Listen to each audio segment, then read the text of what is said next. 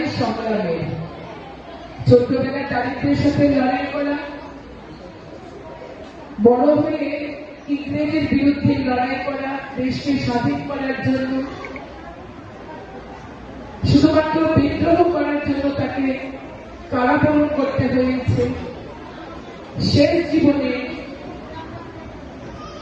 কঠিন অসুখের সাথে লড়াই করা, অর্থাৎ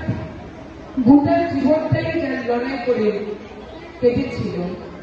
এবং আর্থিক প্রতিবন্ধকতা থাকা সত্ত্বেও যার কলম কোনোদিন থেমে থাকেনি, এমন মহান ব্যক্তিত্ব, এমন মহান কবি, তার জন্মজয়ন্তী আমরা পালন করছি। আমরা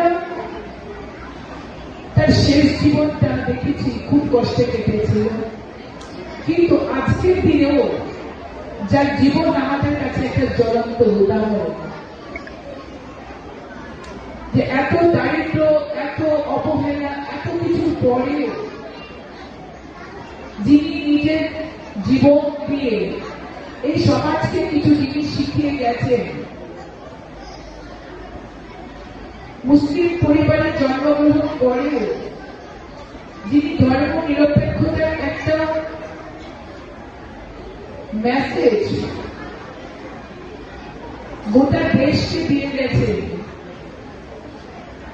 যিনি নিজে তার প্রথম স্ত্রীর মৃত্যুর পর, বিচ্ছেদের পর হিন্দু রমণীকে বিয়ে করেছিলেন মুসলমান হয়ে, তার ছেলেদের নাম তিনি রেখেছিলেন হিন্দু নামের সাথে, কৃষ্ণ, মোহাম্মদ, কাজী।